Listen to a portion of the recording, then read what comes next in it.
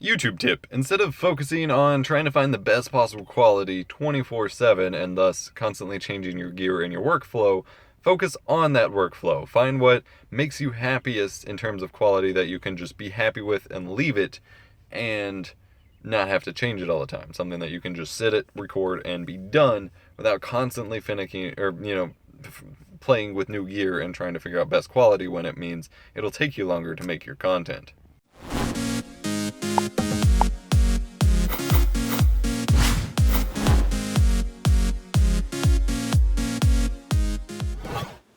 As many of you watching this probably knows, I've been around on YouTube for a very, very long time. A very long time. I've been a viewer for much longer than I've been a creator. Well, only a couple years longer than I've been a creator.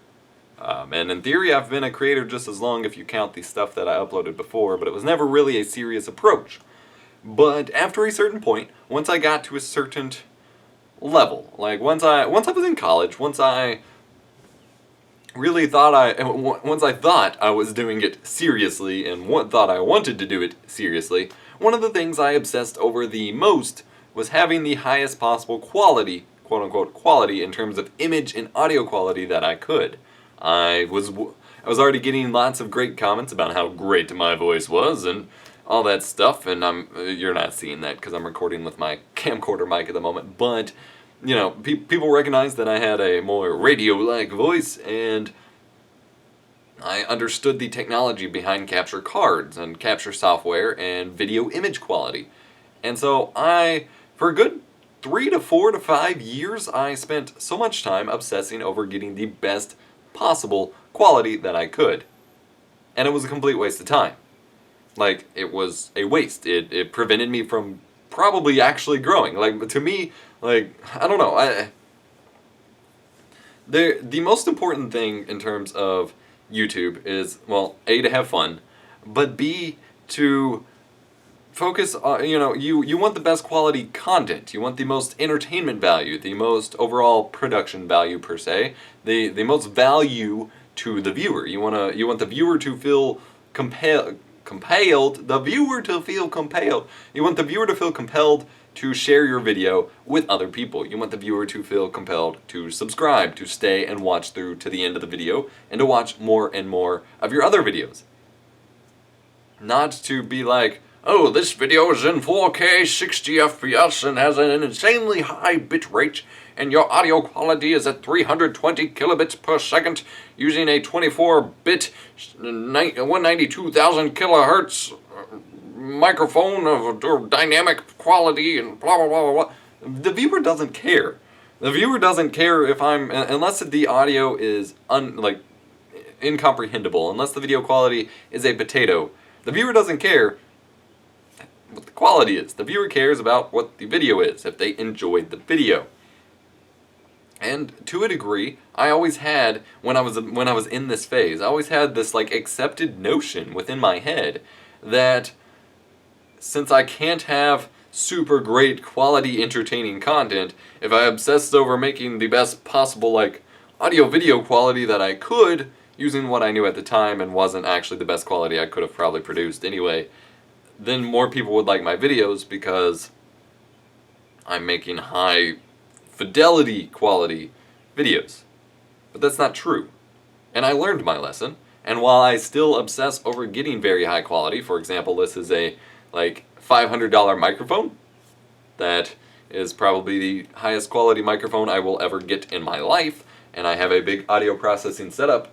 But the audio processing setup, my audio radio rig, which I keep talking about, and I promise a video is coming soon on the main channel about, but that's not about getting the highest possible quality. In fact, it's kind of the opposite. It's nowhere near as good quality as the software audio processing that I'm doing, but it's more efficient. It does all the processing up front, so all I have to do is record my audio and slap it on a video. Especially for gameplay commentaries, I just slap the audio on there, and I don't have to worry about processing it, about cleaning it up, about anything. It does what I want. It's an acceptable level of quality with what I have to work with, and I go. For these vlogs, I use my phone. I use my camcorder, which has shit audio, but is 60 frames a second, but that doesn't really matter. I use my webcam sometimes. I use whatever I have around me just so I can talk and get my thoughts out. For my technology videos, I haven't taken a loan out or sacrificed rent to get a big, super, 4K DSLR or anything like that. I'm using my T3i that I bought in 2012 that only shoots 1080p, 30 frames a second. Not necessarily because I want to, but because I know I really can't afford anything else at the moment, and while my previous self may have found ways to sacrifice other stuff to pay for it, it's not worth it to me at the moment. And while yes, my videos do need an upgrade in quality from that camera for the technology channel, it's not something I'm obsessing over because I will still find success even with 1080p videos. It's about focusing on making more entertaining, more valuable content for your viewers. Instead of trying to make the highest possible visual quality video I can as my color in my camcorder is shifting to a blue after I got up to check my air conditioner or turn it off. I don't even know anymore. You see, it's all about not worrying about the little details. But instead of trying to get the best possible quality, I'm trying to make the best possible videos that I can. I'm trying to make entertaining, informative, and valuable technology videos instead of just trying to have this sexy B-roll showcase of super high quality clips but not a whole lot of information. I do tutorials in as close to one take as possible. I record my camcorder and my screen and I slap them together. And someone's calling me probably to ask me to vote for Bernie Sanders tomorrow, even though I already talked with one of the volunteers. I'm tired of getting contacted by these people. I'm voting for your candidate. Leave me alone. But my focus is on providing value to the viewers, covering as many tutorial topics as I can, reviewing products as fast as I can while still being valuable, even though I'm always very far behind. For example, today I was supposed to record my review. Oh, I just dropped something that almost felt wet on my leg, but it was a post-it note. I'm supposed to be reviewing the RME. Oh, I'm throwing shit all over the place. The RME Babyface Pro, which is a USB audio interface. It is very expensive, but very, very high quality. But I was supposed to ship the review unit back on April 11th. It's now May 2nd. I sent them an email apologizing and saying I'll be shipping it this week as I'm doing my video. But I really have not felt good. Like, I felt very ill today. Not ill, like my stomach's not upset, but I just feel like shit. I feel super groggy, tired, and while I seem to have a brief bout of energy to record this ranty video, it's only because I just ate an apple, so I've got some natural sugars going back into my bloodstream. But I feel like shit today, and so I'm not going to be able to record the video. So I'm not going to record it, regardless of what quality my image quality and audio quality is. I'm not going to sit here and be like, hey guys, today is my review of the RME Babyface Pro. I'm just going to wait until tomorrow to when I'm hopefully in a better mood, and I'm going to probably be doing it mostly over voiceover anyway. That way I can just record it and go. But that's my number one thing. Like, I know people today who are just like I was 3 or 4 years ago, 2 or 3 years ago, where it was obsessing over just getting the best possible quality and not really focusing on improving your content. And that's the wrong play.